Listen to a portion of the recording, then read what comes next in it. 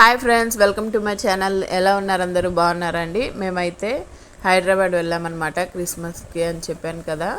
ఇదిగోండి, క్రిస్మస్ రోజు నైట్ చల్లగాలిలో ఇలా ఫిష్ ఫ్రై అయితే తీసుకొని తింటున్నాం అనమాట.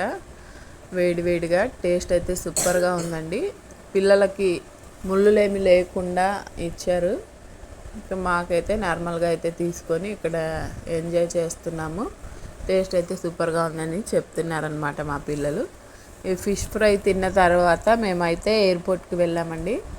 ఎయిర్పోర్ట్ చూద్దామని చెప్పేసి వెళ్ళాము. చాలా బాగుంది. ఫస్ట్ టైం అయితే వెళ్ళామన్నమాట మేము ఎయిర్పోర్ట్కి. చాలా బాగుంది ఇక్కడ అంతా కూడా. మేము వెళ్ళినప్పుడు ఆ రోజు క్రిస్మస్ కాబట్టి ఏదో ఈవెంట్ అయితే జరుగుతుంది ఇటువైపు పక్కన. ఆ ఈవెంట్ కూడా చూసామన్నమాట మేము. ఇదిగోండి, ఇక్కడంతా చూడండి అసలు ఎంత బాగుందో. ఈ వ్యూ మొత్తం అయితే సూపర్గా ఉంది. అక్కడ మీరు ఎప్పుడైనా ఎయిర్పోర్ట్కి వెళ్ళారా? వెళ్తే కామెంట్ చేయండి ఫ్రెండ్స్.